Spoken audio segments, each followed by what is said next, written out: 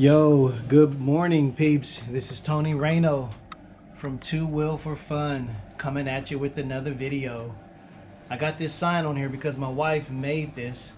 Is that awesome or what? Man, I'm gonna have to put that on the wall.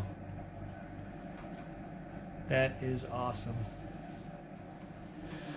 Yo, what's up, peeps? Please excuse the mess because we just got back from Barcelona. Matter of fact, just got back a few minutes ago. So, and just unpacked and everything. Excuse the echo, because there's absolutely nothing in the hallway. I'm just going down to let you guys know, to show you that we just got back, because there's the Christmas tree still all lit up and everything. Check out the Moto. It's not a gold wing, but you know. But why am I doing this video when I just got back home? Well, because Rich from Boots and Jeans Riders gave me a challenge. Or he didn't give me a challenge, but he put a challenge up. It's called the 3-question challenge. So I figured I'd do that. I answered him on his page, left a note, and answered the three questions. But I figured I'd make this the first video I did for 2020. After all, it's 2020. So to all of you, belated Merry Christmas and a belated Happy New Year. Well, actually today is the first, so I'm not late on New Year's, so Happy New Year's. But as I've stated earlier, we've been in Barcelona for the last 5 nights, 4 days, and had an absolute wonderful time. Oh man, wow, Barcelona, out of this world. But anyway, getting back to the 3-question challenge, and it was given to me from Rich from Boots and Jeans Riders, and he actually got it from a vlogger called Moto G-Spot. And I keep looking because I actually have it written down here. Actually, I've scribbled it down so I can kind of you know get the questions real quick. But the first question is, what is the most fun you've had on a motorcycle? And I've done a lot of things on a motorcycle, and I have to tell you, the absolute most fun I've ever had on a motorcycle was my very first trip to the Swiss Alps when I was a young sergeant stationed in Germany. And we used to hit this twisty road, or twisty area. It was called Johannescourts. And every weekend we would religiously go down and hit this road and, you know, go up and down the same twisty bit, you know, trying to get better at curves and learning our skills and all that stuff. Hey, we were young at that time, so we didn't understand, oh, hey, if you got something to prove, go to the track. We were street riders. That's just the way it was. But anyway, we would go up and down, and one day I noticed one of the riders was missing, and his name was Cedric Fortson. And after a few weeks, he came back, and I'm like, hey man, you haven't been on the scene for a while. Where have you been? And he told me he took a 2-week trip to the Swiss Alps. And being that I've read about the Swiss Alps through many books, I was just floored. I'm like, oh man, you didn't tell anybody here that you were going? And he was like, no, because most of the guys around here, all they want to do is come to Johannescourts, where we were, and go up and down the road and trying to get faster. But he said he wants to see some stuff, and I'm like, dude, next time you go, please take me. I would love to go. And he's like, well, all right, let's go next month. And lo and behold, we crafted a plan and spent, I think it was about 12 or 13 days riding, and it was my first ever long distance motorcycle tour. And I tell you, man, the first time I was up in the Alps, oh my God, unbelievable, absolutely unbelievable.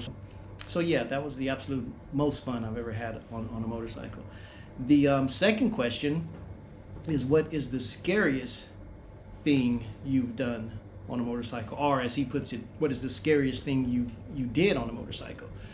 Well, I've had a come to Jesus call on the motorcycle. Had a real bad crash and flatlined, and oh man, it was bad. I was in the hospital for over a month. But lo and behold, by the grace of God, hey, I'm here talking with you, vlogging, still riding. But even that accident did not compare to when I was in California. At this time I was retired, working at Edwards Air Force Base. And one of my sisters wanted to go for a ride. So I went to go pick her up, and we went, all through Bolden Fish Road, went over into Tehachapi, and just had a real nice day of riding. But anyway, we swung back around, and we were coming home on the 395 at night. And as we were coming home, back towards Lancaster, if you will, there was a car that decided to split lanes, and he split the lane and started coming right for us. And I tell you, man, I truly know what a deer feels like when he's looking into headlights and he can't move, because there was absolutely, for a split second, there was absolutely nothing I could do, because I couldn't think, because all I could see was this car coming towards us. And I'm like, oh shit. But finally I blinked out of it and then swerved to the right and went into the emergency median, and he zoomed on by, and then the other two riders swerved to the right as well. And by that time the car had got back over the lane, but it was dangerously close. The last question, it is what would you never do again on a bike? And this is I hope this classifies. I answered Rich. Well, I'm going to give you the same answer I gave Rich. It wasn't anything that I was doing on the bike, but it was more had to do with the passenger. I was out with another friend, and he was riding, and he had two other female friends that he wanted to take for a ride. So I said, well, okay, I'll just sit here while you give one a ride, and then come back and give the other one a ride, and then we can go on our merry way. And he was like, no, man, they actually want.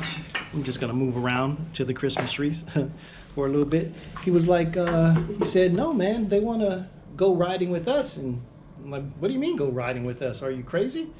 Needless to say, that's exactly what they did. So I'm like, all right. He had extra helmets and jackets and all that stuff that they could fit. So he had planned for this, but unknown to me, I had no idea I was going to give somebody a ride. But anyway, to make a long story short, we're on the bike, we're rolling. And I give her the speech. All she has to do is look into the turns, and everything will be fine. She don't have to do anything else. Just sit there, whatever. So we get going, right? And the first sharp turn we come to, I'm on it. Keep in mind, I was a lot younger then.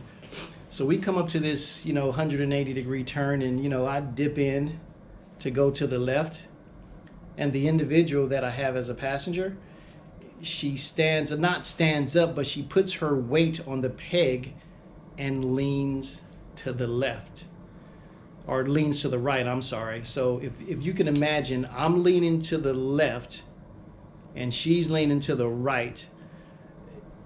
Any rider with common sense knows what that does to the suspension on the motorcycle, right? So I mean, we're going through this turn, bucking and weaving, and I'm just like, oh my God. So luckily I was able to get the motorcycle stopped without crashing, and unfortunately stopped the bike and just gave her the come to Jesus speech, like, what in the hell are you doing? Do you want to live? Do you want to die? Just gave her the, and then finally I had to stop, because I'm like, I didn't ask the major question.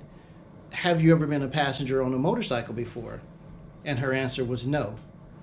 So it was kind of her era, but it was really my era, because I should have asked the question even before I put the passenger on the motorcycle. So basically I was the one that put us both in danger, because I neglected to ask that question. Have you ever ridden? That is very important if you ever want to, or you're thinking about riding a passenger. Go slow with them. Don't assume that because they want to ride that they've ridden before. So, those are the 3 questions. And hopefully whoever else watches this video, I'm going to try to load it up tonight. Today is January 1st. Like I said, we just got back from Barcelona today. So I'm going to go up there and plug this in and try to get this loaded up before I do the Barcelona video, which will probably be out this weekend, because that's a whole lot of footage to cover. But whoever watches this, I hope you can put that challenge out there. And please comment below, give me your answers. And once I get your answers, I will be on the lookout for your video so I can, read your question, read your answers, and also watch your video. Because, hey, I love people who support me, so I give that support right back. So anyway, people, this is Tony Reno from Sicily, coming at you once again. Like I said, I'm kind of punch drunk. We just got off the plane.